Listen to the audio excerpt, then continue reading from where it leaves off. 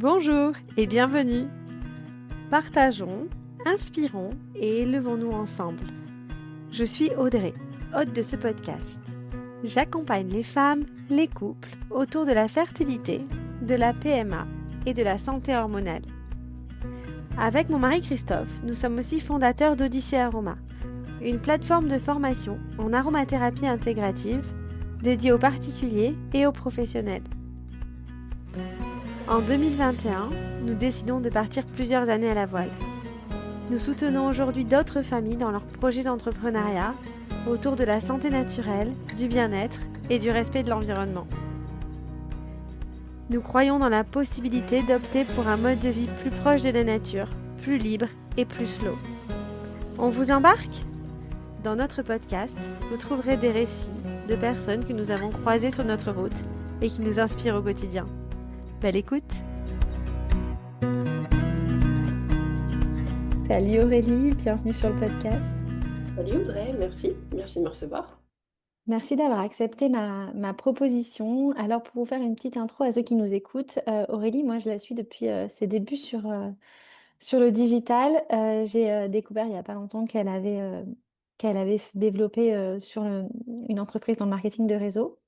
Et comme je le disais juste avant en intro, quand on parlait toutes les deux, moi j'ai vraiment à cœur de changer l'image du marketing de réseau parce que moi-même j'avais des fausses croyances avant de commencer et je me suis vraiment regardée sur tout ça, j'ai lu énormément et aujourd'hui je trouve que c'est un modèle juste merveilleux et je trouve que la façon de Aurélie de communiquer sur ce modèle est aussi très très intéressante. Donc j'avais vraiment envie de t'inviter pour parler de tout ça. Donc aujourd'hui on va parler d'entrepreneuriat, on va parler de développement en ligne, on va parler de vente, on va parler de marketing de réseau, on va parler d'oser aussi. Enfin voilà, je pense que ça va être un épisode juste génial. Donc encore merci d'avoir accepté.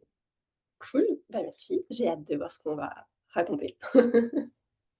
Voilà, comme elle me disait aussi, l'idée c'est qu'on ne va pas non plus changer le monde aujourd'hui toutes les deux, mais si on arrive à changer déjà l'état d'esprit de quelques personnes, on sera déjà ravis. Donc, pour commencer, est-ce que tu serais OK de te présenter? Ouais, je suis hyper nulle pour être concise, alors je vais essayer de faire, Surtout que tu as plein de vie. efficace. Du coup, moi c'est Aurélie, j'ai 36 ans, j'ai 5 enfants qui ont de 4 à 16 ans bientôt. J'ai eu plusieurs vies, ouais, on a une famille recomposée et professionnellement, c'est même plus plusieurs vies que j'ai eues, c'est, plusieurs chapitres, plusieurs livres. Hem, mais j'ai toujours, travaillé, en tout cas à partir du moment où j'ai été indépendante, j'ai toujours travaillé sur internet, sur le digital, parce que pour moi, c'est le modèle, en tout cas, c'est l'outil, le média, le médium, comme tu veux, idéal pour une maman qui veut faire aucun compromis. Et puis c'est les métiers d'avenir, en fait. Et tant qu'à faire, avec un monde qui change très, très vite, là, ça y est, je commence à me disperser. Vas-y, c'est bon, je sens qu'on est sur le bon chemin. J'essaye quand même de viser juste, et d'aller, sur des métiers qu'on va pouvoir faire, longtemps ou en tout cas, qui ont du débouché. Donc pour moi internet, c'est juste, bah, c'est l'avenir quoi, là-dessus il y a rien à dire. Donc ouais, ça fait, 16 ans que je travaille sur le digital et je changerais pour rien au monde. Voilà, me concernant, Quand tu dis travailler dans j'adore le voyager, digital, on est en pleine rénovation, voilà. Comment? trop bien. Quand tu dis travailler dans le digital, est-ce que tu étais salarié? Est-ce que tu as toujours été entrepreneur? J'ai été salariée 6 mois, non, 1 an dans ma vie. C'était horrible. Je je comprends pas le concept.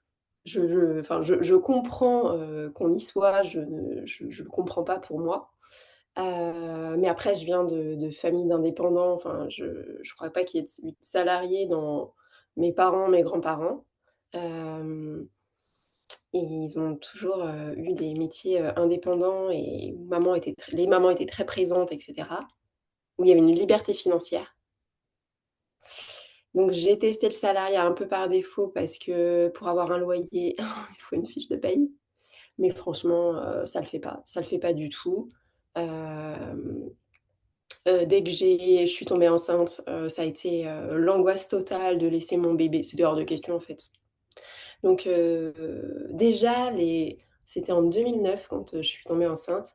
Déjà Facebook prenait beaucoup d'ampleur et je me suis dit: «Il y a un truc. Il y a vraiment un truc à creuser». C'était l'époque où les blogs émergeaient, mode, maman, et je me suis jetée dedans à corps perdu. Et je me souviens, ouais, je crois en 2007, Facebook devait débarquer, je pense, à peu près, en France. 2007-2008, et je sais pas, ce truc, ça m'obsédait et je me suis dit: «Ce serait énorme un jour qu'on puisse vivre de travailler sur Facebook». Oui, donc tu avais la vision. Ouais, je me suis dit: «Mais ce serait incroyable», et j'ai commencé à être modératrice sur, tu sais, des groupes Facebook et tout, et je me suis dit: «Purée, mais on pourrait tellement monétiser tout ça, ce serait énorme», Mmh. et en fait, je suis devenue community manager quelques années après. Donc en fait, c'était ça. C'était les C'était débuts. Ouais, Et donc ouais, donc, j'ai toujours été sur le digital, ouais. donc du coup, avant de travailler dans le digital, mais côté marketing de réseau, tu étais plutôt entrepreneur. Est-ce que, est-ce que ce côté entrepreneuriat digital t'a apporté, qu'est-ce que ça t'a apporté comme, comme compétence? Et quelles sont les limites que tu as rencontrées?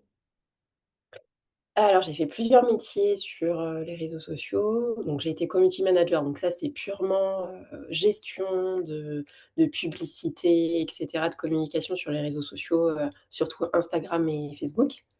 Et puis donc j'ai travaillé en tant que freelance en agence ou avec des marques en direct.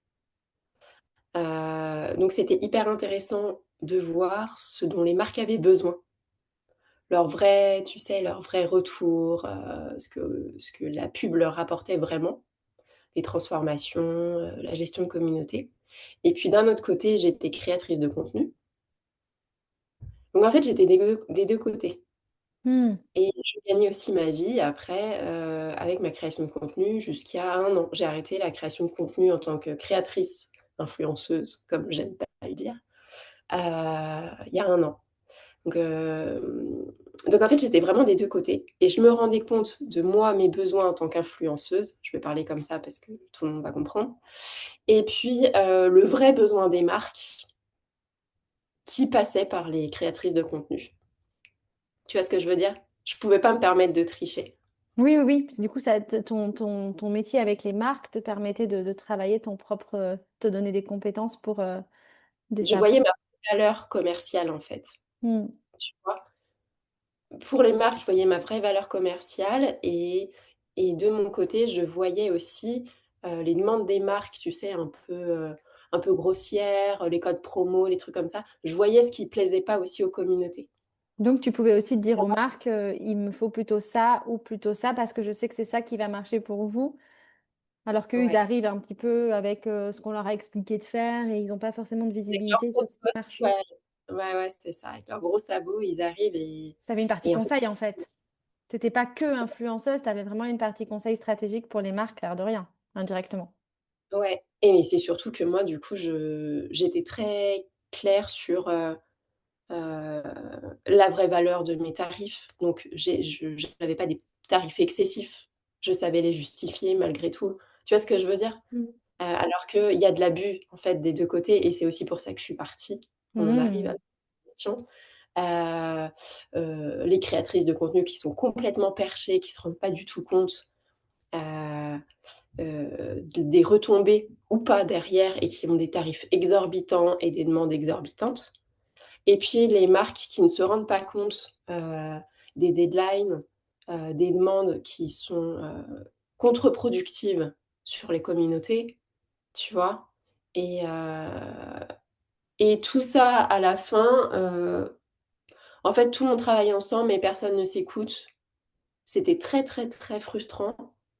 Et puis, je crois le truc, qui m'a fini, j'étais quand même sur, la cible famille, donc j'étais une blogueuse maman à la base, et après, instagrammeuse maman. Heu, Quand on m'a forcée à bosser sur mon lit d'accouchement. Alors 2 jours après mon accouchement, il fallait absolument que je publie, ce contrat qui aurait pu je sauvais pas des vies, hein, et en fait, c'est ça qui m'a beaucoup dérangée dans le marketing digital influence, c'est, les demandes, on dirait, qu'on parle à Madonna et qu'on sauve des vies, tu vois? Alors que pas du tout, tu sais? On partage des jeux de société, des bouquins pour enfants, enfin, tu vois? Ça aurait pu attendre la semaine prochaine. Et ça, le côté humain, alors que j'étais allée vers l'indépendance pour aller à mon rythme, pour faire ce qui me plaisait, pour être là avec mes enfants, en fait, je me suis rendu compte que j'avais plus de vacances. J'emmenais toujours mon ordinateur. J'étais toujours en stress de regarder mes mails le matin. On se moque, hein, beaucoup des créatrices de contenu, mais je trouve qu'elles vivent une relation professionnelle très toxique et certaines en parlent un petit peu. On se moque d'elles parce que, c'est un métier qui a l'air très superficiel, tu sais? Très facile et c'est vrai, hein, attention, on se lève pas à 6 heures du matin pour aller à l'usine, tu es quand même au chaud chez toi, on est d'accord? Mais il y a une relation, assez perverse et toxique avec les marques, qui te j'en vois plein qui étaient en dépression, Ouais, c'est-à-dire qu'en fait, c'est comme, il faut toujours produire pour ouais, être tout le temps. rémunéré. Donc, tu as quand même ton loyer qui tombe tous les mois, par exemple. Donc, si tu produis plus, tu n'es plus rémunéré. Donc, il faut vraiment toujours être dans la production et donc toujours plus. Si tu veux gagner plus, il faut produire plus ou alors avoir voilà, l'algorithme qui gagne en followers, etc. Donc, c'est ça aussi, c'est comme des chaînes, quoi, tu C'est pas vois. l'algorithme qui te paye, c'est ouais, tu es payé au one shot, en fait. Donc tu as ce stress de dire: «Est-ce que le mois suivant, je vais avoir assez de contrats?» Et pour avoir assez de contrats, faut gagner des followers, Mm, faut avoir de bonnes statistiques, mm, il faut être tendance, toujours. Parce que, alors au début, les premières, on était très, très peu, hein. Si tu avais 50, créatrices de contenu, famille, c'était le bout du bout. Maintenant, il y en a peut-être 5 000. Donc tu passes de mode aussi très, très vite et tu mm, vois des filles qui gagnent très bien leur vie et qui, au bout de 2 ans, elles ont plus rien ouais. et ça, c'est hyper dur, je trouve, Mm. tu vois? Et donc ça, là, je me suis dit, «Je cherche ma porte de sortie, j'ouvre mes radars Ouais. et puis, j'ai assez de flair, tu sais, en business. Dès que je vais entendre bip bip, je vais me jeter dans la faille pour aller, pour garder ce que je sais faire, mais autrement. En Mm. fait, je suis persuadée que l'influence telle qu'on le connaît est en train de s'écrouler. Je le voyais s'écrouler, même les marques et les budgets, s'écroulaient et cetera. Je suis certaine qu'on va vers autre chose et je suis certaine que c'est ce qu'on fait. Tu me tends la perche pour la suite, du coup. Donc, il y a un an, tu as rencontré Ila. Et donc, c'est une marque que tu vas pouvoir présenter. Dans quel contexte? Donc, dans un contexte où tu t'étais quand même, tu avais décidé de t'ouvrir. Donc, est-ce que tu penses que c'est arrivé parce que tu étais dans cet état d'esprit? Raconte-nous un peu comment ça s'est passé. Alors le marketing de réseau, j'ai pas commencé avec Ila. Ah, d'accord. J'ai commencé avec Nuskin. Ok. Donc ça, c'était, il y a 3 4 ans et j'ai une amie, créatrice de contenu aussi, très gros compte. On parlait beaucoup, on avait la même agent commercial et cetera. Enfin voilà, c'était une amie et elle voyait bien que j'en pouvais plus, enfin que je lui avais dit que je cherchais une porte de sortie et elle m'a dit: «J'ai un truc à t faut que je te parle, qu'on prenne un café, il faut que je te montre un truc et tout». Et donc je suis allée chez elle et elle m'a expliqué le marketing d'affiliation via le MLM. Parce que l'affiliation en influence, ça existe déjà, être rémunéré à la vente de produits, mais sur des taux ridicules, sur des plateformes, indigestes Pas et en d'humain du fait tout. non, pas d'humain du tout, tu aucun conseil derrière, c'est juste tu mets ton lien, ça vend pas, tu es payé, je sais pas 1, 2, 3%, tu vois? Et je faisais ça, moi, en fait, avant. C'était mon métier d'avant. Je gérais l'affiliation des marques. OK, il Donc, faut je du sais. flux, hein, pour faire ça, hein. Ah, oui, c'était pas du tout humain. C'était du spam. Et en fait, ça me faisait trop. J'avais ma partie consulting pour les marques, j'avais mon influence, et puis, j'essayais de faire de l'événementiel en local Et en plus, il fallait que je génère, des, micro-revenus avec non, c'était trop pour moi. La charge mentale était trop importante et elle m'a quand même parlé d'affiliation via le MLM, sur des produits que j'utilisais déjà et ça, je vais insister.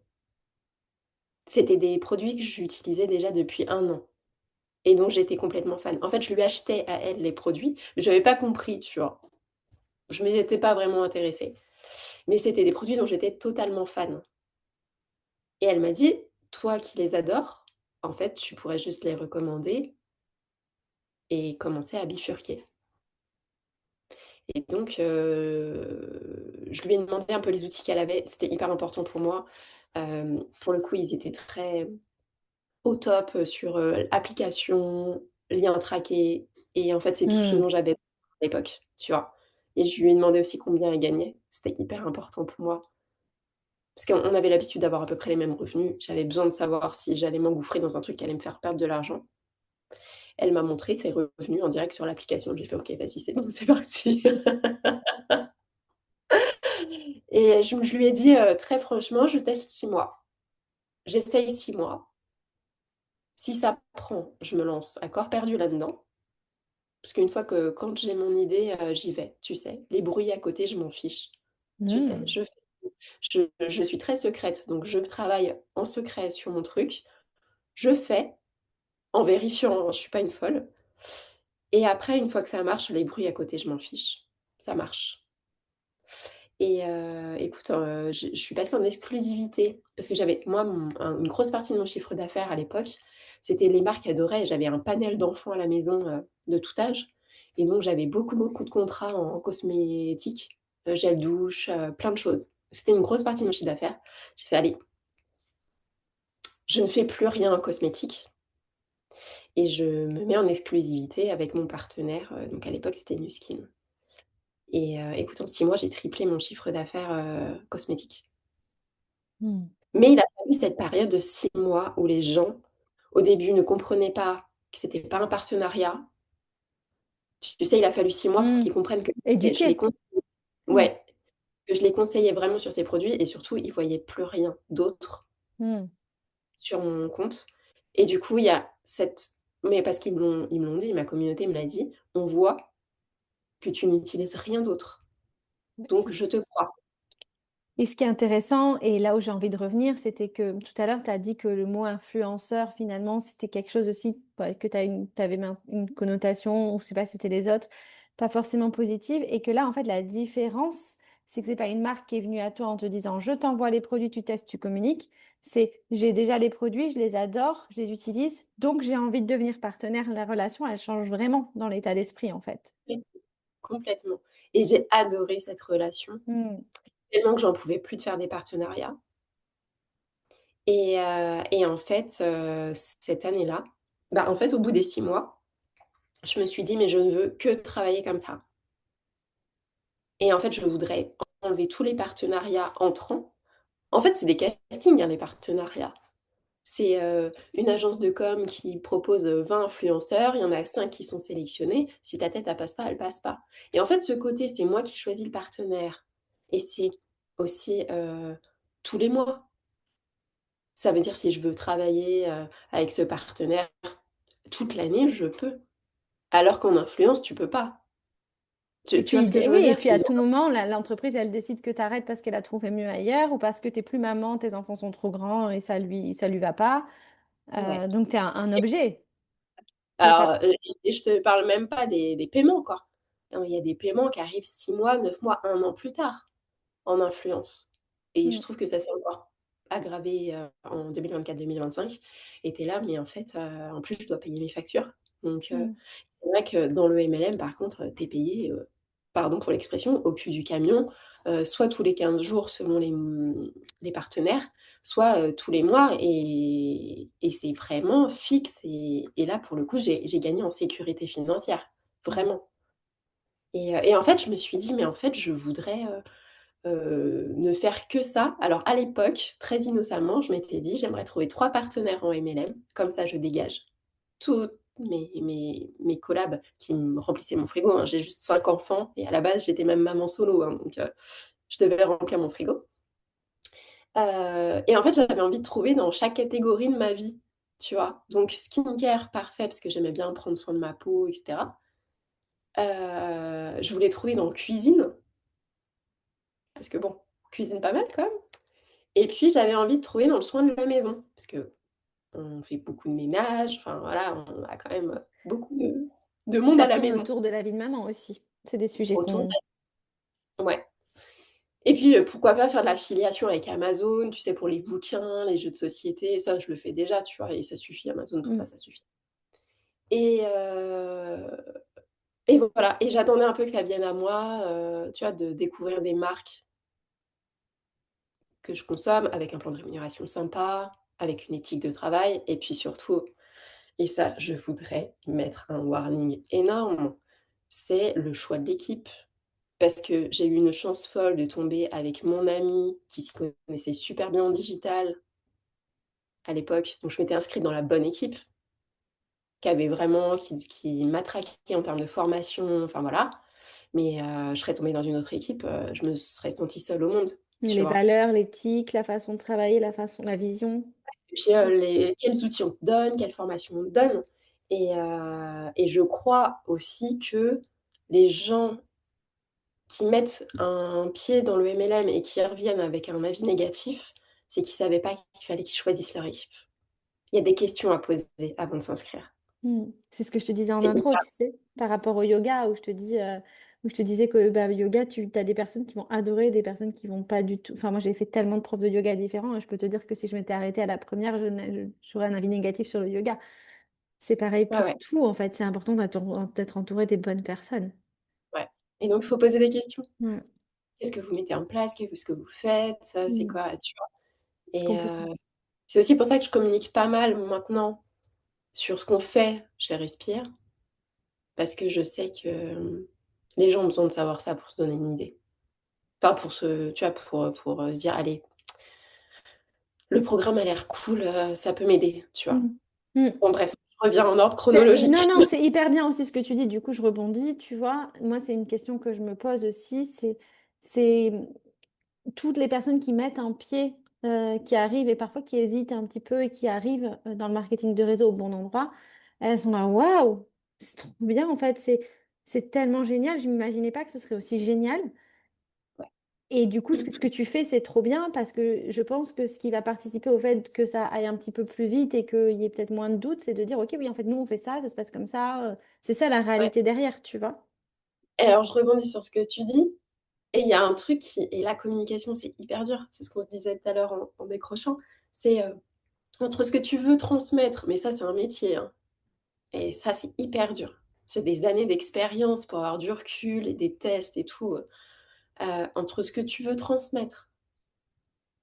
Tu sais, c'est comme quand tu prends une photo. Là, tu vois un super paysage, une aurore boréale, tout ce que tu veux. Tu as envie de la prendre en photo pour l'envoyer à ta famille, tu vas prendre la photo, tu vas l'envoyer, ça Mm. a rien à voir avec ce que tu as vu, ce que tu as ressenti, et cetera.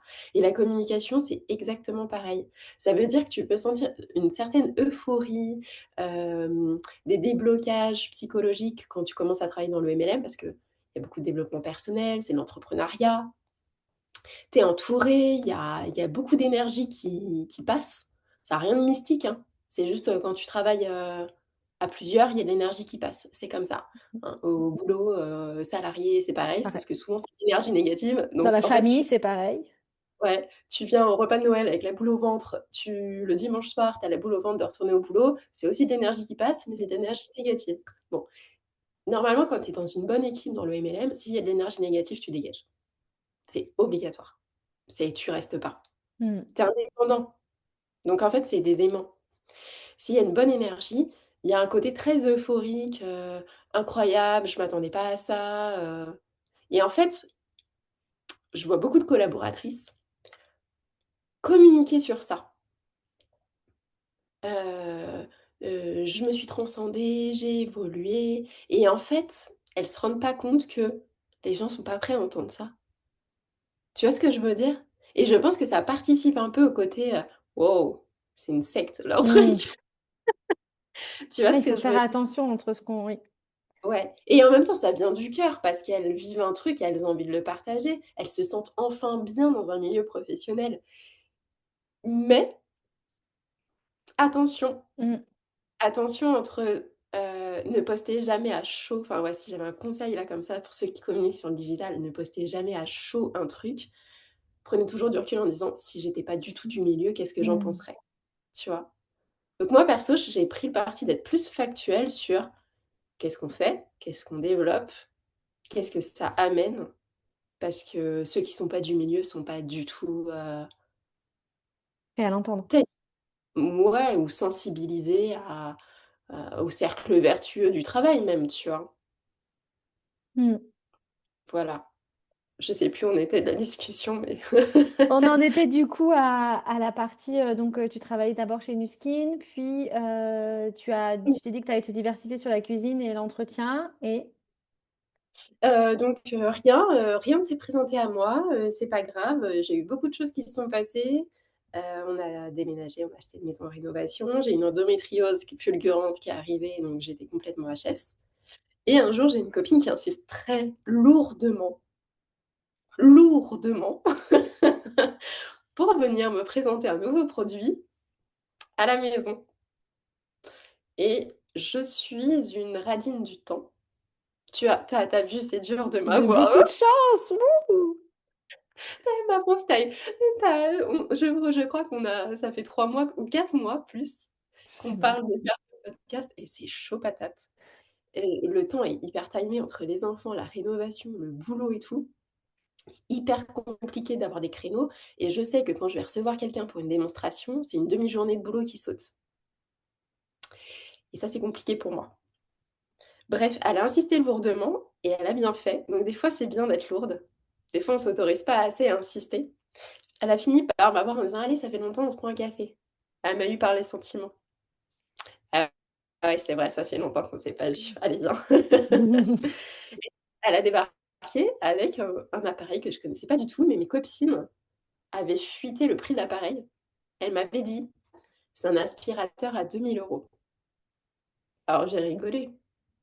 J'ai rigolé parce que j'avais déjà 5 aspirateurs chez moi, 2 000 €, il faut pas rêver, enfin ça va pas la tête, voilà. Et par contre, j'ai une de mes copines qui l'avait acheté et elle est plutôt du genre pas radine, mais elle fait plein, plein, plein d'économies, mais elle s'achète des choses de très bonne qualité, tu vois? Donc ça m'avait un peu interpellée quand même qu'elle l'achète. Je me suis dit: «Bon, allez, on va regarder». Et donc j'ai eu la démo à domicile et j'ai un enfant on venait d'arriver dans une vieille maison en rénovation. Mon enfant asthmatique, c'était la catastrophe, catastrophe. Il dormait plus. Il dormait plus, il toussait comme un tuberculeux, échec scolaire, normal, il dormait plus, enfin voilà. Et donc elle m'a présenté le Hila, qui finalement n'est pas un aspirateur. En effet, il aspire, mais c'est pas le plus gros du job, c'est un purificateur d'air. Donc en fait, elle m'a expliqué le concept de la purification de l'air et de la pollution dans la maison. J'avais jamais capté. Franchement, j'avais jamais réfléchi à ça et en fait, elle a fait fonctionner l'appareil, qui est un appareil écologique qui fonctionne à l'eau, donc zéro consommable, tout ça et elle a fait 30 secondes sur mon tapis, 2 minutes dans l'air de ma maison. J'ai vu ce qu'il y avait dans le bac d'eau et j'ai compris pourquoi mon fils, il toussait, en fait. Donc j'ai dit à mon mari: «Bon, bah, c'était pas dans le budget, mais maintenant c'est dans le budget». Et 48 heures après, plus de crise, plus rien. Et le gros des travaux, vient de se terminer, donc on a, bouffé de la poussière pendant 2 ans. J'ai acheté mon Hila il y a pile 2 ans et pas de crise, donc extrêmement efficace. Je l'utilise 1 mois, 2 mois, 3 mois. Je vois pas de loup, franchement, super appareil, mais j'étais très bah, je sais pas, je trouvais ça bizarre de jamais en avoir entendu parler. Un appareil comme ça, aussi efficace. En tant qu'influenceuse, j'en ai reçu des aspirateurs dans tous les sens, des communiqués de presse dans tous les sens. Je trouvais ça bizarre de jamais en avoir entendu parler et surtout, ils étaient pas sur Instagram et ça me paraissait trop bizarre. Parce que pour moi, ne pas être sur le digital aujourd'hui, c'est comme un aveu de faiblesse. c'est que tu as un truc à cacher et que tu as pas envie de te prendre les avis clients dans les dents. Mais je trouvais pas de défaut à l'appareil et je me suis dit: «Mais je veux plus parler des aspirateurs et cetera, parce que moi, tout a été dégagé. Je veux que les mamans connaissent cette solution, vraiment». Peu mais bien et après peut-être qu'ils avaient pas les compétences non plus? Ouais. Du coup, je les ai contactés. J'y suis allée un petit peu au culot. Je leur ai un peu forcé la main et j'ai eu un rendez-vous, 2 rendez-vous, 3 rendez-vous et en fait, oui, ils m'ont dit, ils ont peur, heu, du bashing, sur les réseaux sociaux. Ils ont Mmh. peur c'est un appareil santé, donc ils ont peur que de potentiels conseillers en ligne ne sachent pas parler correctement de l'appareil. Ils avaient peur de pas gérer la communication, en fait, de Oui, perdre le contrôle. de perdre le contrôle. Ouais et puis, l'appareil vaut quand même à peu près 2 000 €. Ils avaient peur de se faire taper dessus et de pas réussir à le justifier. Ils Mais savaient pas faire. quand tu innoves, forcément aussi, c'est sûr que tu casses un petit peu, plein de choses. Alors l'appareil, il a 35 ans, hein. Mmh. Ah oui. Il y a quand même, le Sénat est équipé, il y a des mairies qui sont équipées, des écoles. Tu vois, c'est un appareil quand même qui a fait ses preuves Mmh. et sur et en Allemagne, mais en Allemagne, ils sont toujours, 10 ans d'avance comme les Américains sur nous. Hem, sur le digital, ça fait 6 ans ils avaient ouvert depuis 6 ans sur le OK. digital et ça tu Ah vois? donc ils Mais avaient quand même cette expérience-là? ouais, mais comme Thermomix, en fait. Thermomix, a eu de l'avance, en Allemagne et cetera et puis a débarqué en France. Mais en France, ouais, on a toujours un train de retard. Mmh. Donc on a bossé ensemble pendant 9 mois sur mon compte. J'étais le compte test pour voir comment la communauté réagissait et est-ce qu'ils seraient intéressés aussi par, l'appareil. L'appareil, il a fait des millions de vues directes. Bam! Mais j'annonçais pas le prix. Du coup, ça retombait toujours, à l'eau derrière. Puis un jour, je leur ai dit: «Allez, vas-y, on annonce le prix». Et puis on éduque sur le prix une fois, c'est fait et on l'a fait. On a affiché le prix. J'ai bataillé peut-être 1 mois, 2 mois peut-être, tu vois, pour expliquer et tout et je ne reçois plus jamais de messages en mode, «C'est trop cher» ou quoi, parce que j'ai fait plein de ressources aussi sur mon compte pour justifier le tarif. Bref, on a Oui. lancé en septembre 2024, ils revenaient d'un congrès international. Où ils leur ont un peu dit: «Non mais maintenant, les Français, c'est maintenant le digital». Donc ils m'ont contactée et ils m'ont dit: «Bah go, on te confie le premier lancement digital, en France. C'est parti». Et donc c'est comme ça qu'est né Respire, parce que Respire, dans ton budget. En fait, je voyais le truc, je voyais un métier que les femmes pourraient faire chez elles. On fait toutes le ménage, on passe toutes des enfin, tu vois, c'est la nourriture, le ménage, c'est le truc, tu peux pas passer à côté. Tu vois? C'était, tu as besoin de plus à la fin du mois, tu as besoin d'une reconversion professionnelle, bah, maintenant tu peux monétiser ton ménage et tu as pas besoin d'être influenceuse pour le faire. C'est ça, tu n'as pas besoin d'être influenceuse pour le faire. C'est ça que j'aime aussi dans cette approche, c'est que tu n'as pas besoin d'avoir un gros compte, Non. c'est important qu'on le dise parce que toi, tu as quand même un gros compte mais moi non, par exemple et voilà et ça n'empêche pas donc y a c'est vraiment accessible à tout le monde. Moi, j'ai une question pour toi, du coup, que j'ai oublié de te poser par rapport, donc ta ton ami te montre le marketing de réseau. À ce moment-là, est-ce que tu connaissais déjà? Je pas l'impression. Est-ce que tu avais un a priori? Hem, alors ouais, je connaissais, mais sous sa version hyper ancienne. Hem, je crois que ma mère même en a fait avec Linvauge, je crois que c'était du marketing de réseau. Elle avait envie d'avoir sa petite activité à elle. Mon père, du coup, il avait son entreprise et je pense qu'il y a un moment donné, les enfants sont partis de la maison et tout. Ma mère a retrouvé un peu de temps pour elle et elle a voulu avoir sa petite activité, plus passion qu'autre chose elle a fait, un peu de marketing de réseau et donc je connaissais. en tout cas, dans ma famille, c'était pas du tout un truc tabou. On connaissait des gens qui en faisaient, Herbalife, tout ça. Enfin, tu vois, j'avais côtoyé des gens qui en faisaient, qui gagnaient bien leur vie. Pour moi, en tout cas dans mon enfance, et ma vie de jeune adulte, ça a jamais été un sujet. J'entendais pas de trucs négatifs dessus. Ça a pas fonctionné pour moi parce que, bah, ouais, trop jeune. Trop jeune, les produits me correspondaient pas, j'avais aucune crédibilité.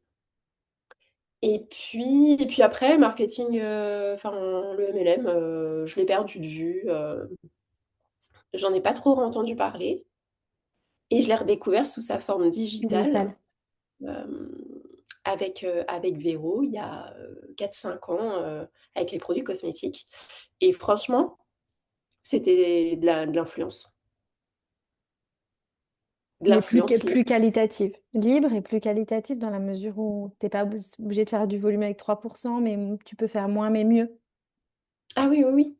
Mais enfin, dans ma façon Ouais. Bon, de c'est la même chose au final. travailler, c'était exactement la même chose. Il Mm. y avait peut-être une posture plus professionnelle parce que c'était toi l'ambassadrice, la conseillère, tu vois? Mais j'ai aimé parce qu'en fait, j'ai renoué avec ma communauté aussi, Mm. tu vois? Hem, Mes clientes, c'est des abonnés, plus, tu vois? Avec qui, en fait, je parle beaucoup. Donc ça a été une relation plutôt cool. Voilà. J'ai entendu, hein, comme tout le monde, enfin, j'ai vu des commentaires sur le MLM, c'est des sectes, c'est des machins. J'ai jamais trop compris pourquoi. J'ai vu beaucoup d'amalgames sur le pyramidal. Mm. De l'éducation. C'est un problème d'éducation, ça. C'est-à-dire qu'il y a Ouais, beaucoup de gens qui font un parallèle, qui mélangent un peu tout, quoi. ouais. Ouais, ouais, j'ai vu des systèmes pyramidaux, notamment sur, les créateurs de contenu passés, des trucs de crypto-monnaie, mais ça n'avait rien de MLM et ça s'est cassé la tronche et ça s'est cassé la figure, pardon et en plus, ça a été puni par la loi.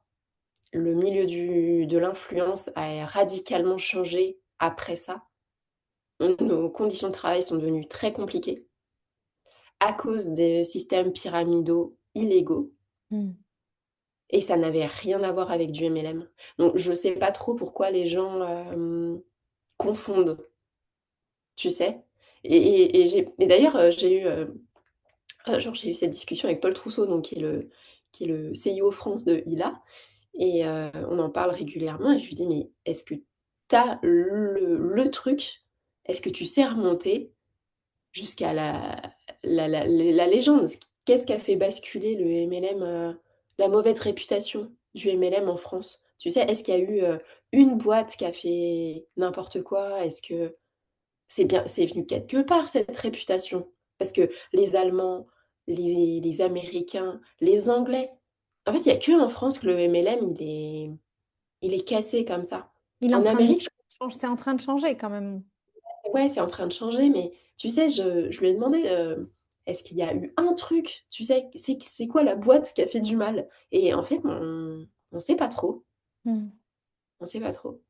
Mais en tout cas, là, tous les trucs de Parce qu'on est Ponzi dans un modèle de salariat. Il y a plein de choses, je pense, mais le fait qu'on est quand même en France très pro-salariat, mmh, je pense. Donc, du coup, l'entrepreneuriat en soi, je pense qu'il y a plein de gens qui pensent que ça peut pas fonctionner, tu vois. Donc, il y a plein de petites choses, je pense, qui font. Peut-être des personnes aussi qui n'ont pas réussi ou qui... Parce qu'en fait, ce qui est important de dire, c'est que dans le marketing de réseau, il n'y a pas de frein à l'entrée. Donc, c'est pas comme quand tu construis une entreprise où tu dois investir ou lever des fonds, etc. Tu vois, où ça, tout le monde n'est pas capable. Là, il n'y a pas de frein à l'entrée. Donc, tu peux arrêter très facilement. Tu peux commencer très facilement et tu peux arrêter très facilement. Et ça, pour moi, c'est ce qui peut aussi, bah, du coup, des personnes vont commencer 2 mois et puis arrêter en disant, bah, ça marche pas. Mais en fait, on n'entreprend pas sur 2 mois, tu vois. non, Et non, c'est c'est peut-être clair. ça aussi, c'est ce type de retour de personnes qui pensaient que bah, en 2 mois, ça allait super bien fonctionner, etc. Bah, il faut juste il faut un peu plus de temps quand même. Ouais, c'est clair. Mais comme tout projet. Et bien sûr, comme tout projet d'entrepreneuriat, mais vu qu'il y a très peu de personnes qui entreprennent et qu'on est dans un modèle pro-salariat, il y a aussi une méconnaissance par rapport à l'entrepreneuriat, tu vois, en France, je pense. Ouais, ouais, Et du peut-être. coup, si tu devais expliquer donc à des personnes qui nous écoutent aujourd'hui, qu'est-ce que c'est que le marketing de réseau? Hmm. Ah ah! Et Tu ben, as je une dirais que c'est minute. ouais, oh la vache, c'est chaud ça. C'est l'entrepreneuriat pour les nuls. Non, non, c'est l'entrepreneuriat simplifié pour moi. Mmh, Quand tu as envie, de faire ah non, j'y arriverai pas en 1 minute. Vas-y, je vais faire un truc hyper court et après on va développer. Pour moi, c'est l'entrepreneuriat simplifié. Il y a plusieurs casquettes dans le MLM, mais grosso modo, c'est un système de micro-franchisés. Tout a déjà été fait et toi, tu viens mettre ta patte pour, développer la commercialisation et la communication mmh, mmh, et tu es carrément. payé pour ça Mmh, et tu es payé fort pour ça. exactement et dans la différence aussi quand même par rapport tu as beaucoup plus de liberté que dans des franchises. Ah Certaines oui, bah, ouais, franchises ouais. t'obligent à communiquer d'une certaine façon. Tu as tellement de choses qu'ils ont fait que tu es vraiment coupé dans ta créativité. Ouais, Alors que dans le marketing de réseau, tu peux rester toi. Il y a autant de façons de développer une activité que de personnes. Mais c'est ouais, trop bien. ouais, Ok, j'adore. vas-y, je te laisse développer du coup. Bah et je trouve que alors après, peut-être que ça dépend des boîtes aussi, mais, je trouve qu'il y a plusieurs façons d'appréhender le MLM. En fait, tu peux t'inventer. Tu peux t'inventer une vie dans le MLM. Tu peux inventer ton job et comme il y a plusieurs, généralement, façons de modèles de rémunération dans le MLM, à la fois, tu peux venir pour, être ambassadeur de marque, faire un complément de revenu, vendre des produits chez les gens, sur internet, en affiliation. Il y a pas mal d'influenceurs à qui je dis: «Tu peux juste t'affilier, continuer à faire ce que tu fais déjà et tu es payé à ce que tu fais, ce que» enfin, tu vois? Juste à la vente et à la promotion de produits et puis après tu peux monter ton entreprise. Tu as envie d'un truc qui tourne, peut-être plus avec des revenus passifs, avec un truc qui va durer plus, dans le temps, avec des revenus plus gros et là, tu peux te voir plus comme, chef d'entreprise et la posture est hyper importante parce que c'est la réalité. Et là, tu es payé à la fois pour la distribution des produits évidemment, mais tu vas être payé aussi pour développer et agrandir le réseau de distribution. En fait, toutes les marges que la marque ne va pas injecter dans la pub, dans le recrutement, dans la commercialisation et cetera, elle l'injecte chez les affiliés. Qui Donc permet de... plus tu travailleras, plus il y aura de chiffre d'affaires qui va se développer grâce à toi. En fait, c'est juste ça, le marketing d'affiliation, je crois. Tu es payé à la hauteur du chiffre d'affaires que tu génères. Donc si tes efforts, ils sont concentrés sur de la vente pure de produits, tu vas être payé à la hauteur de ta vente de produits. Si tu te dis: «OK, je veux développer fort» et du coup, ça veut dire vente de produits et trouver des réseaux de distribution qui vont développer avec moi et on va faire du bruit et on va vendre du gros volume, tu es payé à la hauteur de ce gros volume. Tu es payé à la hauteur de tes efforts et là, tu peux t'inventer. Si tu as des talents de formatrice, si tu as des talents d'organisatrice événementielle, si en fait, tu ce que je trouve trop bien dans le MLM et c'est aussi pour ça que bosser en équipe, c'est super, chacun a sa zone de génie et ça, on le trouve pas dans le salariat. Mm. Tu as ta fiche, hem, heu, ton Le statut, poste, ton job, merci, tu as ta fiche de job et puis, voilà, tu dois faire ça, ça, ça, ça, ça, ta zone de génie, on s'en fiche complètement et en fait, dans le MLM et ben, je trouve qu'on la découvre parce qu'on essaye plein d'actions et on se rend compte que: «Ah mais je suis hyper forte à faire ça et bah, du coup, je vais me concentrer sur cette action pendant que ma collègue va faire cette action qui est sa zone de génie». mm. Tu vois ce Elle que je veux dire? s'éclate, elle s'épanouit, vu qu'elle est dans sa zone de génie, forcément, elle s'épanouit. Tu restes Ouais dans les et bonnes énergies. exactement et les résultats sont forcément plus forts puisque Mm. tu es dans ta zone de génie et Moi, tu j'aime t'épuises pas. Moi, j'aime bien le comparer à Montessori pour l'école. Tu vois, tu crées un espace où chacun peut, bah, à Montessori, tu as des élèves qui auront plus de facilité sur le maths et qui vont aider d'autres personnes à faire leur maths. On ouvre un peu, on crée un espace qui est Mmh. favorable à l'épanouissement de chacun et que chacun peut être dans sa zone de génie quand c'est son moment à lui. Tu vois. Ouais, ouais, ouais. Chacun vient avec ses compétences et construit quelque chose de très beau. Mm. Hem, C'était quoi ta question?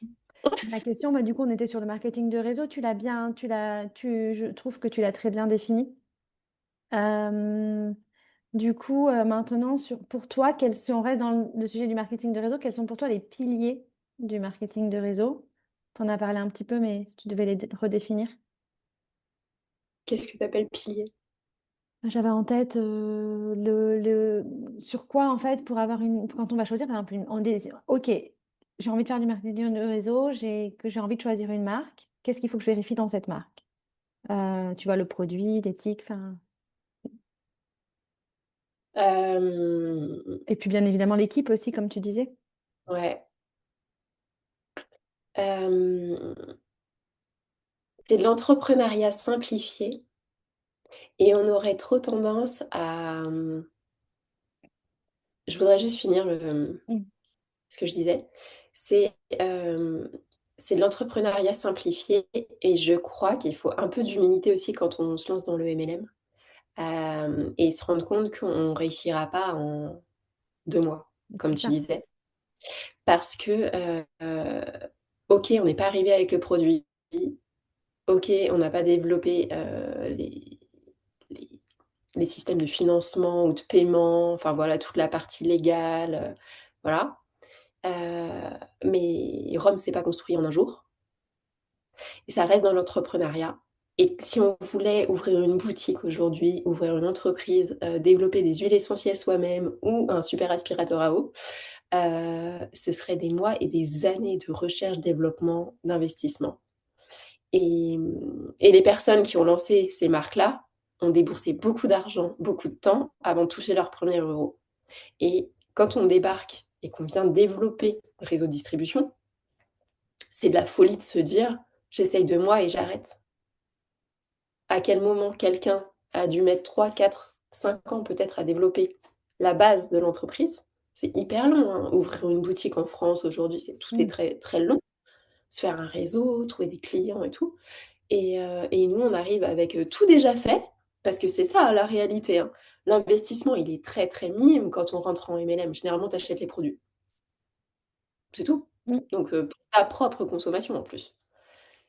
Et tu es pas capable de t'accrocher 1 an ou 2 pour vraiment prendre ton activité au sérieux. Et vraiment prendre ton activité au sérieux. C'est très important d'assister là-dessus aussi. Ouais. Oui, parce que si tu as pas une posture professionnelle, ça Mm. fonctionne pas. Ça clairement, si tu te comportes pas comme un chef d'entreprise, pour moi, ça fonctionne pas. Mm. Ça commence déjà par le mental. OK, tout a été déjà fait, maintenant c'est moi, qu'est-ce que je vais pousser pour mon activité? Mm. Et et ça, c'est hyper important de se dire: «OK, je me donne une deadline». Tu vois, moi, je m'étais donné 6 mois, mais parce que j'avais déjà des bases, j'avais déjà mis des choses en place. Et puis tu vois Heu, vite, tu as déjà une communauté, tu as déjà ton réseau. Donc tu avais quand c'est même ça. un petit train d'avance quand même. Et oui, Ouais. ouais, ouais. Donc je me donnais 6 mois et c'est bien de se donner, ouais, si on part de zéro, au moins 1 an, voilà, mais Mm. avec des vraies actions, quoi. Et donc dans les piliers pour réussir sa mini-entreprise, le produit. Si tu es pas, consommatrice, toi, du produit, heu, j'y crois pas. D'où l'importance de devenir consommatrice dans le premier. Ouais, mais le plan de rémunération peut être le plus alléchant du monde. Mm. Si tu es pas amoureuse et consommatrice et ambassadrice de cœur de ta marque, c'est hyper compliqué Mm. parce Mais que ça se ça se ressent. travaille aussi. Ça se travaille. Ouais, C'est-à-dire ouais, qu'il faut tester, il faut s'ouvrir, il faut tester le produit, il faut avoir une période où tu t'expérimentes. mais si tu as envie de te lancer dans le MLM et que tu prends le premier qui vient en disant: «Bon, je m'habituerai au produit», j'y Ouais. crois pas. Mm. Tu vois ce que je veux dire? Mm. C'est encore une fois, c'est de l'énergie. C'est, comme tu vas recommander ton meilleur rouge à lèvres ou le dernier bouquin que tu as lu à ta copine, elle sent que tu as trop aimé, elle va l'acheter aussi. Mm. La recommandation produit, du coup, si il y a pas d'énergie qui passe, moi j'y crois pas. Donc un produit qui est un indispensable pour ta vie et puis il y a tellement de choix maintenant, on peut trouver, hein. Donc le produit. Deuxième truc, et ben moi je vérifie. Moi personnellement, je vérifierai l'équipe avec laquelle je m'inscris. et est-ce qu'elle fait de l'hybride? En effet. Donc Moi, par je vérifie. hybride, on parle de en ligne et en présentiel. Ouais, est-ce qu'elle est capable de t'accompagner sur les 2 parties? Et moi, mais c'est parce que c'est mon angle à moi, attention, il y a des gens qui préfèrent le terrain et qui seront toujours 100 terrain. Hem, je vérifie, je regarde sur le digital qu'est-ce qu'ils ont à offrir. Parce que pour moi, c'est quand même c'est l'avenir. Hmm. C'est une vitrine. Oui, en plus, au moins. Et puis le MLM est vraiment en train de changer. Je vois toutes Hmm. les entreprises qui disent, «Commencez vraiment à vous former sur internet». Il y a des Tu vois? entreprises qui changent de modèle. Il y a des entreprises qui ont avait des modèles classiques qui changent de modèle pour venir sur le modèle MLM. Moi, je pense que c'est un des futurs de la consommation, quoi. Ouais. Et donc, en 3 piliers, le produit, l'équipe, Le digital, bah, la partie digitale présente. ouais, mais qui est pour dans l'équipe, tu Ok. vois? Ouais, et le plan de rémunération. Ok. Et les compétences qu'il faut, est-ce que tu penses qu'il faut avoir certaines compétences? Ah, je croyais que c'était 3 piliers pour Non, choisir c'est un ça. MLM. Non, non, si, c'était ça ma question. C'était ma question et du coup, j'ai enchaîné sur une deuxième. Ah, je te pose des questions aujourd'hui, hein. Est-ce qu'il faut des compétences? Mm, Oui, de l'audace. Hem, la seule compétence pour moi qu'il faut, c'est être prêt à se dépasser. mm. À dire: «OK, je vais avoir peur, mais je vais la dépasser et je vais m'autoriser à faire des choses que je j'aurais jamais fait avant». J'accepte que ma zone de confort, c'est mon pire ennemi. Ah, j'aime. J'aime, j'aime, j'aime. Ok, je pense qu'on a fait le tour de mes questions sur le... Ah si, on en reparlera après. Là, je voudrais savoir quelle est ta journée type de maman de 5 enfants et d'entrepreneuse. Elle change toutes les semaines, elle change tous les jours, pardon. Elle change tous les jours. Bah, tiens, d'ailleurs, j'ai remanié mon planning là en début d'année, parce que, parce qu'il y a des trucs qui m'allaient en 2025, il y a des trucs qui m'allaient pas. Hem, j'ai remarqué que dans ma semaine, chaque jour, j'ai des besoins, moi, différents. Il y a des jours où j'ai besoin d'être seule avec aucun contact pour être hyper concentrée. Il y a des jours où j'ai envie d'être sociable et donc là, je peux avoir la pêche, avoir du monde au téléphone, sortir prendre un déj, pour faire du réseau, tu vois? Donc en fait, je me suis fait un planning et chaque jour a son ambiance. Genre le lundi, c'est marqué silence focus. C'est la fin du week-end, j'ai eu la tête comme ça avec mes mômes et en fait, j'ai besoin d'un reset pour avoir une semaine propre, tu vois? Donc ça commence par un gros ménage chez moi, parce que chez moi, le ménage, c'est thérapeutique, tu vois? J'ai l'impression de repartir sur une maison, clean, qui respire et tout. Hem, c'est ce jour-là où je regarde, des masterclass sur des compétences que j'ai envie d'acquérir, tu vois? Voilà et puis c'est ce jour-là aussi que je travaille sur la gestion de l'équipe, la mise à jour des formations, tu vois? Vraiment ce jour-là, il y a pas de pollution mentale.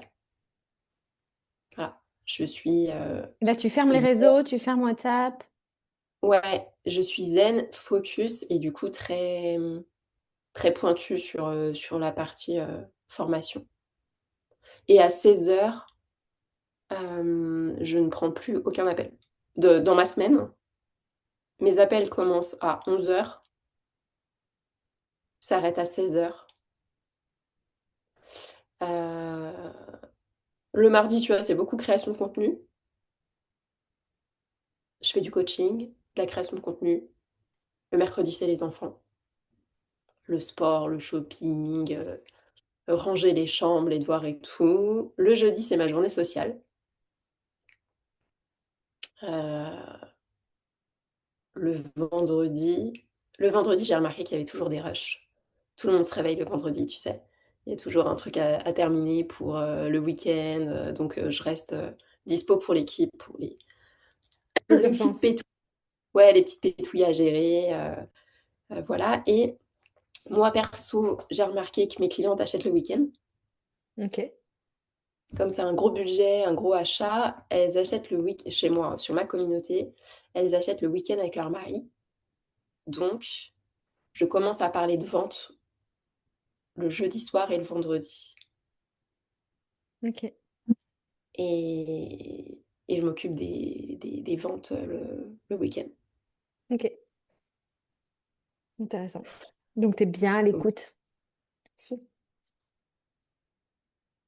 et voilà et maintenant je fais que 2 appels par jour parce que je mets beaucoup d'énergie dans mes coachings. Mmh. Tu vois, j'essaie d'avoir la pêche et tout et je ne fais avant, je pouvais enchaîner, 4-5 appels par jour et je finissais vidée et maintenant j'en fais que 2 par jour et je recalibre. Ce qui mérite vraiment un appel, ce qui peut être géré à distance. Là, je fais très, très attention à mon énergie cette année. Mmh. Trop bien. Voilà. C'est chouette de fonctionner par, tu vois, moi, pas enfin, je fais un petit peu pareil, mais tu vois, j'ai pas forcément je fonctionne pas mal avec mon cycle aussi, donc j'ai Ouais. toujours des points par rapport à ça, mais je trouve de fonctionner par, ben, des journées off où tu peux vraiment réfléchir, journée où tu vas plutôt accompagner, journée plutôt sociale où tu vas t'ouvrir à d'autres personnes. C'est canon. C'est hyper inspirant. Maintenant, dans ton activité, est-ce que tu as des choses qui ont très bien marché? Quels sont les leviers qui fonctionnent le mieux? Et quelle est la plus grosse erreur que tu aurais faite? Les leviers qui marchent très bien, chez moi, c'est les présentations business pour le développement. Mm. Présentation business, les tunnels de vente du vendredi. C'est-à-dire? Ah oui, avec la vente en général qui se fait le week-end. Ouais. Donc, tu fais des tunnels de vente par email? Comment tu... Non, non, non, je fais ça sur Instagram. Ok. Pour moi, ouais, apprendre à faire des tunnels de vente, sur, le réseau, choisi, ça peut être TikTok, ça peut être, tout ce que vous voulez. Hem, pour moi, sur le digital, c'est ça qui fonctionne. Mm. Donc un pilier tunnel de vente pour la vente, les présentations business pour le développement et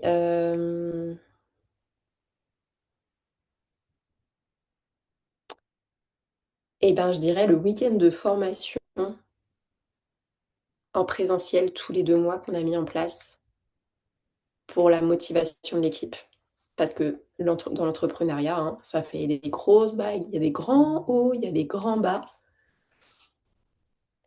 et j'ai remarqué que mais moi-même, hein, ces week-ends où on se retrouve, on est une vingtaine à chaque fois, on repart avec la patate. Mm.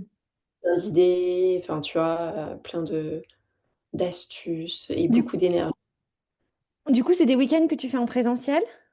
Ouais. Donc, c'est les moments. Donc, ça, oui, c'est sûr que c'est vraiment vibrant de se retrouver. Et c'est des week-ends que tu fais pour les nouvelles ou pas forcément? Les nouvelles sont prioritaires Ok. parce qu'on fait des ateliers aussi, tu sais, comme, la plupart sont novices sur les réseaux sociaux, donc on fait des ateliers, il y a des choses sur l'application que tu peux apprendre, mais le présentiel, c'est bien, tu vois? Rien que pour la création de contenu ou positionner ton téléphone, la lumière et tout, c'est hyper créatif et là, le présentiel, il y a rien qui le remplace. Donc les nouvelles sont prioritaires, mais il y a des anciennes la moitié, ça fait moite-moite, grosso Mm. modo. Ok. Voilà et je trouve que, celles qui viennent, c'est pas des personnes que tu es obligé de motiver tous les 4 matins. Tu vois ce que je veux dire? Ça, Mm. c'est hyper, énergivore quand tu as quelqu'un tout le temps au téléphone, toutes les semaines, qui est comme ça et qui attend que ce soit toi qui sois sa batterie, tu Mmh. vois? Et je trouve que et ça peut vite épuiser et je trouve que ces week-ends-là sont des batteries à elles-mêmes, tu vois? Mmh. Et pour tout le monde. Il y en a pas une qui donne et l'autre qui prend, c'est tout le monde prend et tout Mmh. le monde repart surchargé, tu vois? Et je trouve que sur la durée, ça permet d'être constante, ça permet de se donner en effet, De 3 renforcer mois, les liens aussi. 1 an, ouais, de renforcer les liens. Il y a des duos, des trios de boulot qui se créent, qui sont pas Mmh. forcément de la même équipe en plus, tu sais? Ça, c'est Et génial. qui collaborent malgré tout. Hem, ouais, pour moi là, les 3 actions hyper importante, dans mon boulot, c'est ça. Mes tunnels de vente à moi pour mes ventes à moi avant le week-end, hem, les présentations business qui sont organisées pour toute l'équipe, donc tout le monde en profite. Donc c'est ça qui permet de développer le réseau et puis, les séminaires, présentiels tous les 2 mois pour l'énergie commune. Top. Ouais. Inspirant. Et quelle est l'action que tu as faite, qui n'a pas du tout, voilà, qui n'a pas du tout fonctionné et que tu referais pas, par exemple? Tu es pas obligé d'en avoir, hein.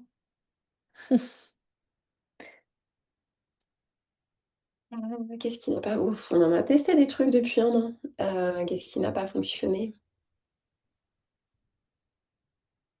Bah, on a essayé de faire des démos groupées, sur WhatsApp. Tu sais, rentrer, pendant 10 jours, un groupe de nanas et tous les jours leur parler du produit et ça a pas du tout fonctionné. Enfin, OK. c'est pas un format, qui était adapté à nous. Donc on a passé un peu de temps dessus à le structurer et franchement ça servait à rien. C'était pas adapté à notre produit, je crois. Mmh. Voilà, mais il fallait tester pour savoir. C'est ça exactement, c'est comme ça qu'on apprend. C'est pour ça que ça me tenait à cœur aussi de te poser cette question. On arrive sur la fin de notre échange, mais j'ai encore deux trois questions. La première, on en a déjà parlé, mais j'ai envie qu'on en reparle parce que c'est des questions qui reviennent souvent. Qu'est-ce que tu réponds à la question: «Pourquoi c'est si cher? Pourquoi c'est plus cher?» C'est pas cher, c'est un budget. C'est pas cher, c'est un budget. C'est un budget. Clairement, c'est un budget. Mais un iPhone, c'est aussi un budget. Une voiture, c'est un budget. Une télé, c'est un budget. Maintenant, les télés, elles valent quoi? 3 000 à 4 000 € et elles projettent, juste, Netflix et TF1 quoi, enfin, voilà. Mmh. Donc en fait, c'est pas tant que c'est cher, que plutôt, en tout cas sur mon secteur à moi, tu as jamais vu un appareil comme ça. C'est tu compares un vélo et une voiture, tu vois? En tout cas sur mon appareil. C'est, voilà. C'est, aussi mais ça j'avais fait un post.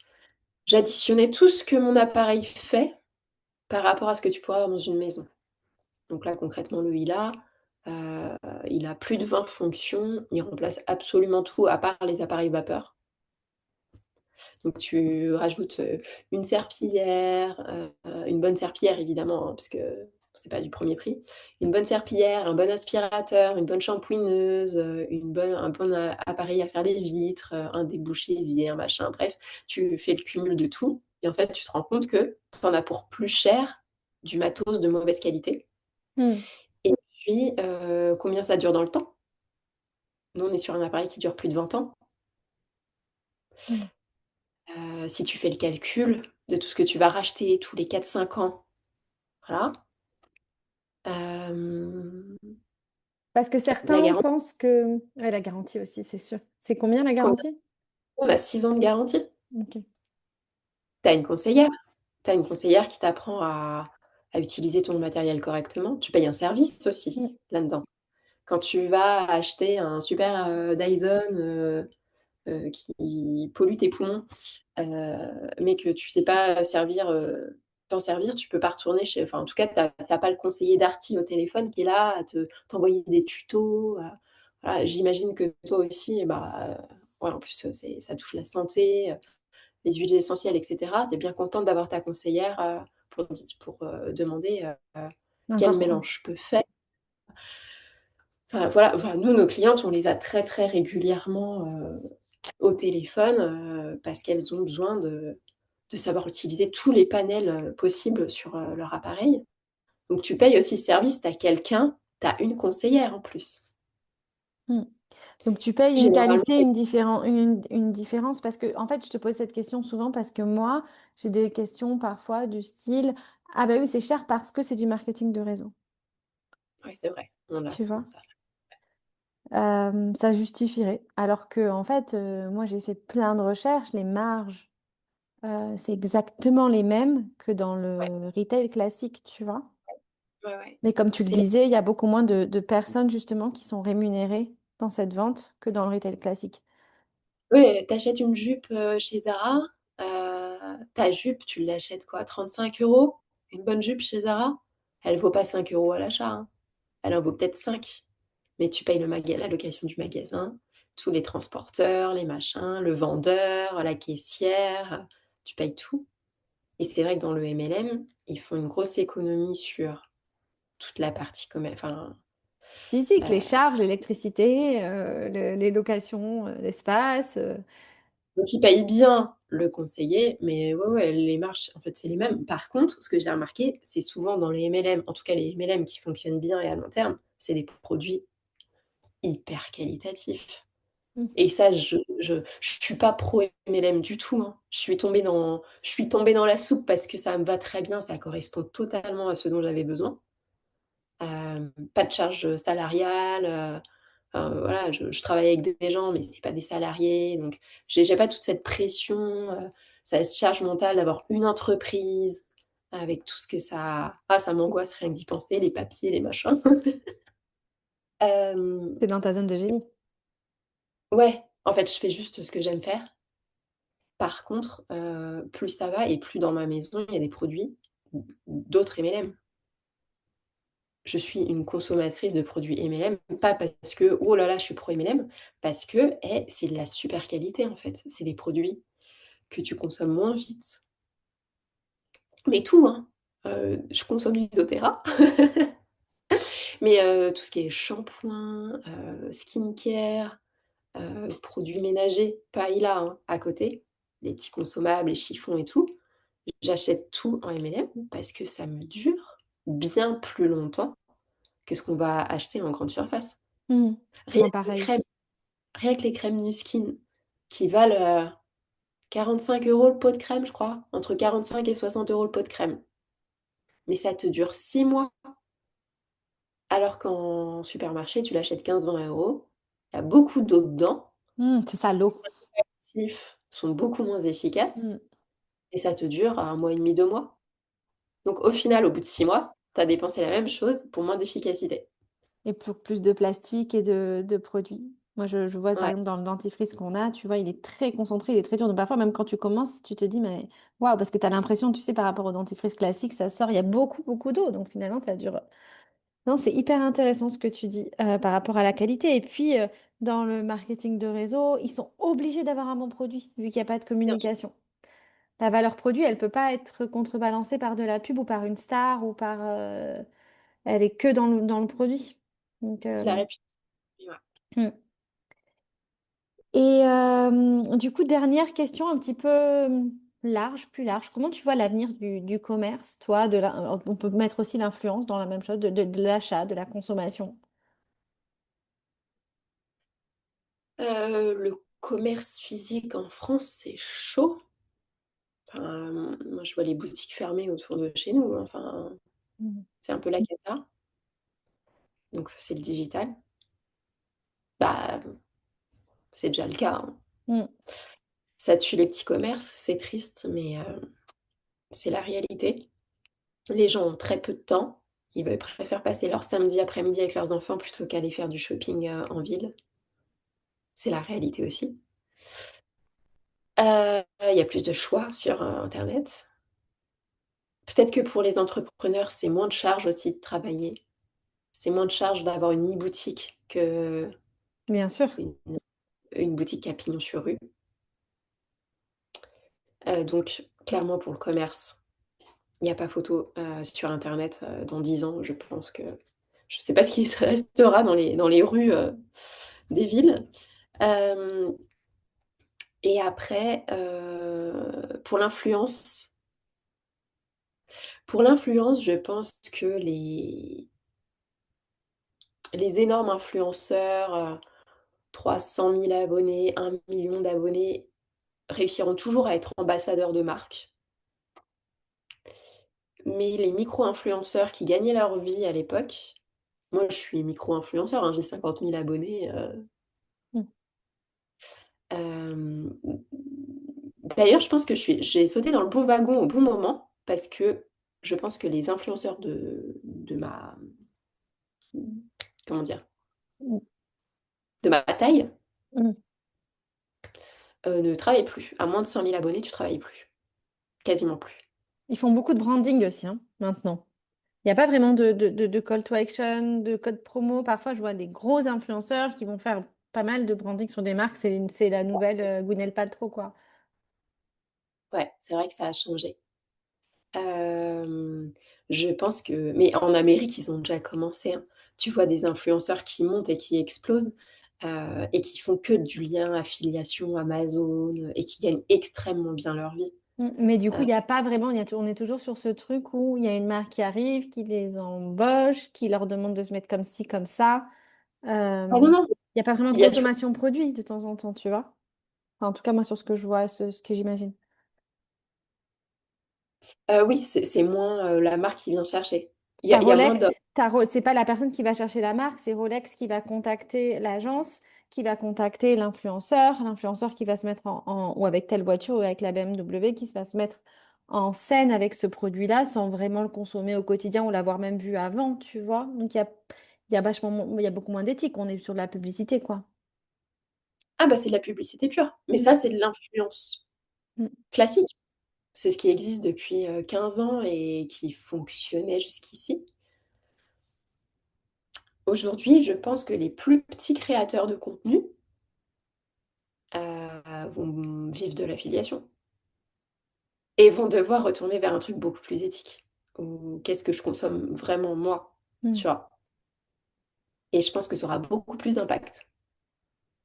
Parce que moins de consommation, je pense que les gens en avaient marre du côté girouette, j'utilise une crème pour le corps, en janvier, en février, j'en ai une autre. Bah, du coup, tu utilises laquelle?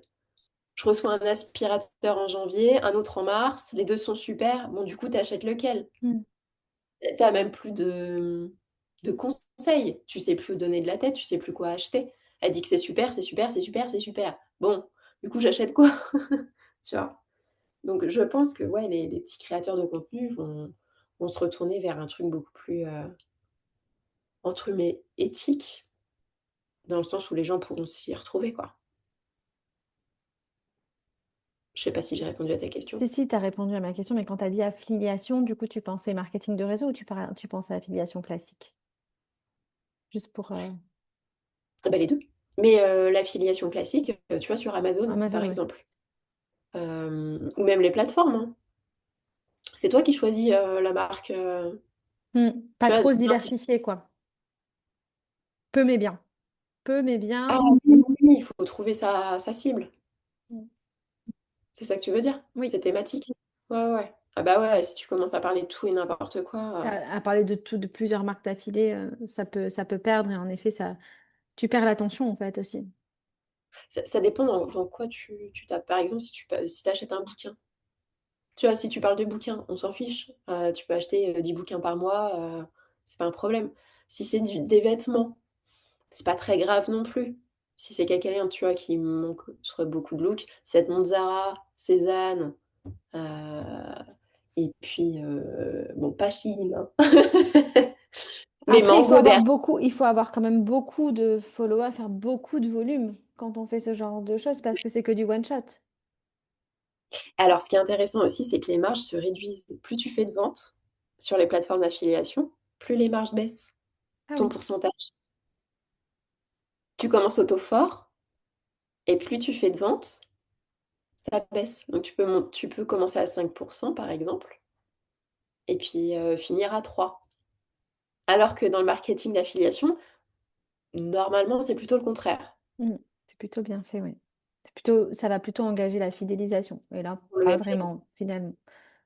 ouais. Ça va plutôt motiver dans tout ce qui est fidélisation, donc nous, ça va nous motiver à faire un bel accompagnement, une belle utilisation produit, alors que là, d'après ce que tu me dis, ça engage plutôt à changer de marque. Bah, ouais, Mmh. ouais, ouais. Quel est ton plus donc là, on a fait le tour, mais j'ai des toutes petites questions pour finir. Hem, est-ce que tu as quelque chose à rajouter avant mes petites questions? Ah oui, je m'étais noté un truc. Parce que tout à l'heure, tu me dis: «Tu as un gros compte» et un truc que je répète tout le temps à mes collaboratrices, c'est que ouais, j'ai 50 000 abonnés, mais j'ai 50 000 abonnés qui étaient pas venus là pour mon produit à la base.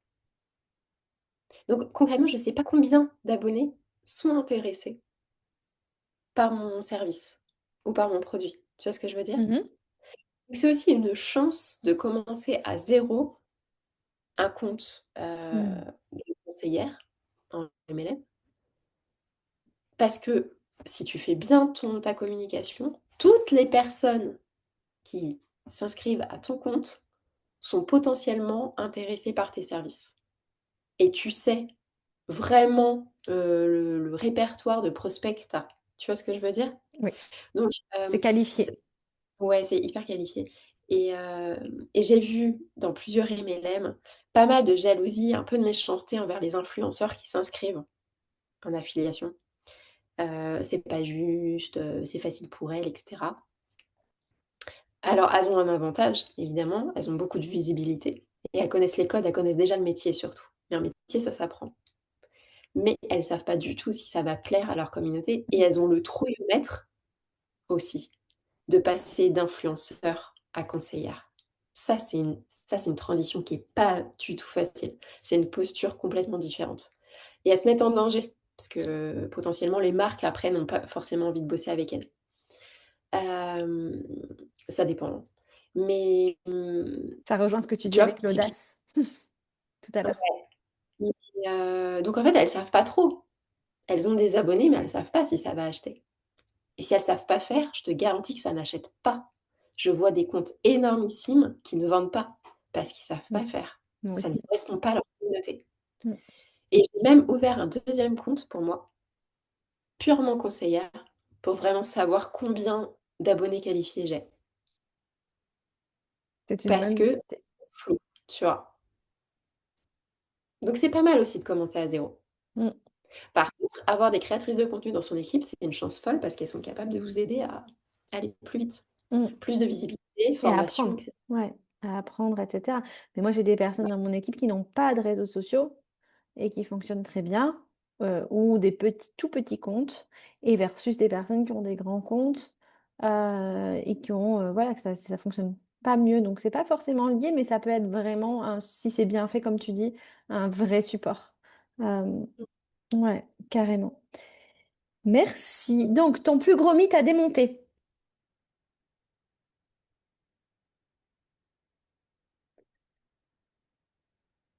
Le plus gros mythe à démonter, bah, c'est peut-être, la mauvaise réputation du MLM, hein. Mmh. Ton C'est conse peut-être la réputation du MLM parce que ça empêche, des femmes qui auraient besoin, de d'un job à côté ou même de travailler à la maison, de se lancer parce qu'elles pensent que, c'est un truc trop bizarre, illégal, voilà. Donc je pense que ça empêche certaines personnes, heu, d'avancer et d'accepter une solution qui sera adaptée. de se renseigner, j'ai envie de dire même. Ah, ça a coupé, pardon, je t'ai pas entendu. C'est pas grave.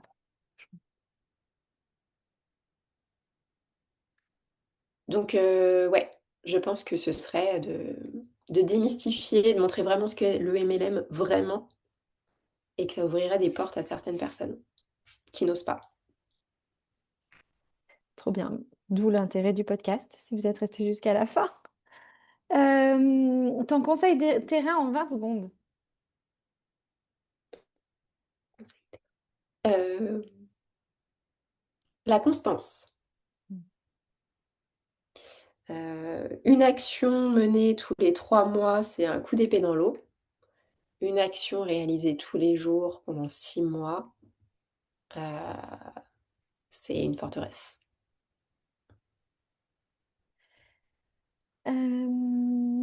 Ton meilleur livre ou podcast?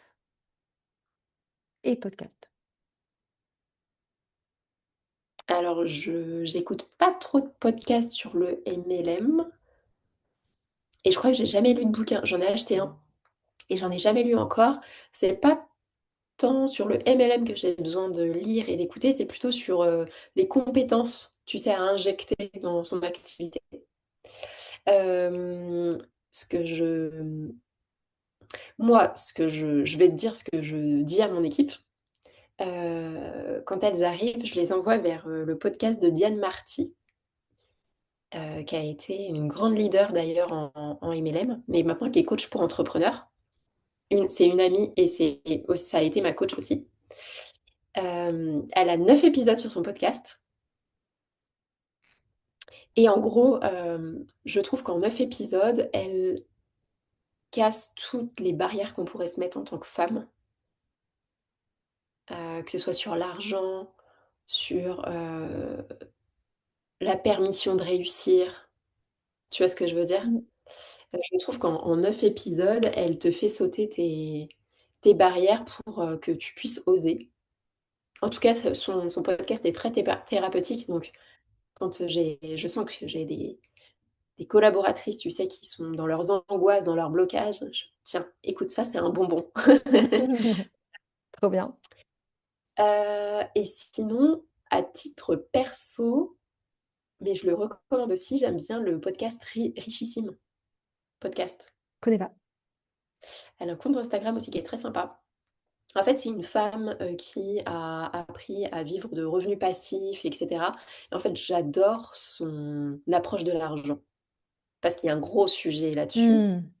Surtout en tant que femme, on a zéro éducation financière et on se fait avoir et ça, les mamans solo sont au premier rang. Heu et j'aime cette façon très cash et très, transparente. En fait, l'argent pour moi, c'est un moyen. Tu sais, c'est un flux, tu l'utilises. C'est pas juste en gagnes et puis tu le gardes et puis c'est tes sous. Moi, quand je gagne de l'argent, il y a une partie que je réinvestis en formation, en plein de choses pour monter en compétences, en publicité aussi. Parce que l'argent amène l'argent et c'est pas un tabou, c'est un moyen en fait.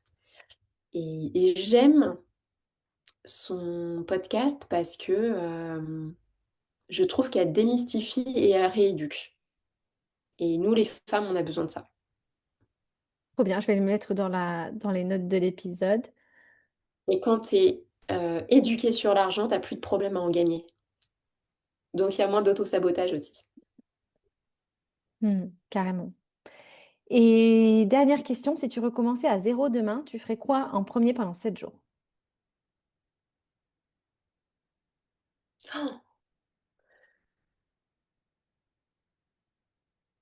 Heu, waouh! Si je recommençais tout à zéro, tout? Mais OK, Non, ça peut j'ouvrirais être plutôt ton... Oui, vas-y. Oui, oui. Vas-y, si tu recommençais tout à zéro, tout, tout, tout.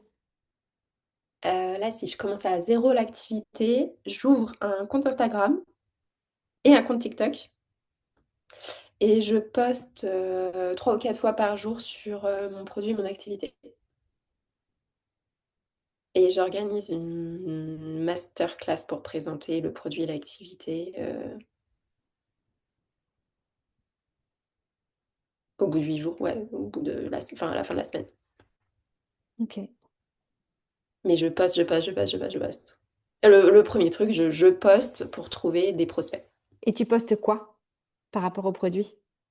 Parce que Heu, je fais un savant mélange de, réels très courts qui attirent l'œil sur un sujet Mhm. qui me correspond. Donc ça peut être la pollution de l'air, ça peut être les endroits hyper crades qu'on ignore, chez soi, voilà. Ça peut être aussi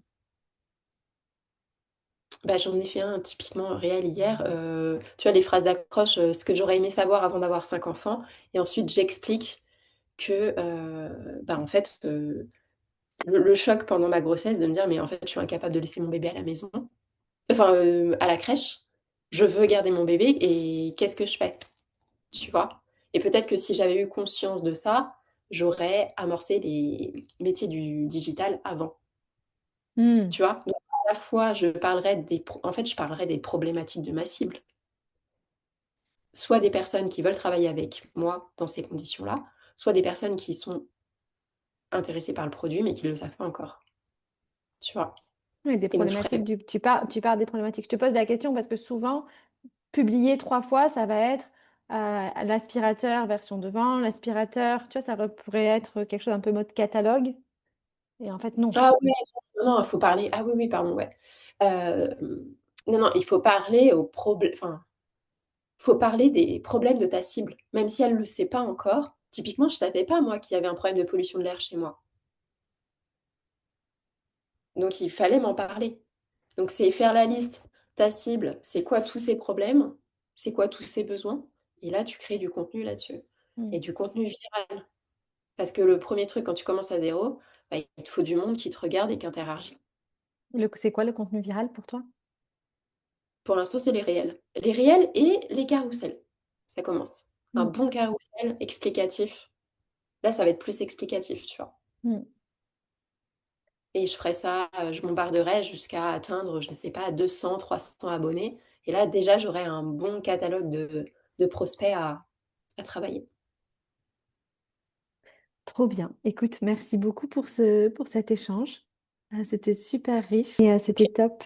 Bah écoute, merci beaucoup pour tout. Tu es vraiment une source d'inspiration. Je mettrai ton compte Instagram aussi dans les notes de l'épisode. Et puis, belle continuation et belle année 2026. Bah, ouais, merci à toi aussi. J'ai hâte de voir ce que tu vas faire. C'est fini. Merci pour ton écoute. J'espère que cet échange t'a inspiré toi aussi. N'hésite pas à partager, commenter et bien sûr noter 5 étoiles sur ta plateforme de podcast. À bientôt pour un prochain épisode.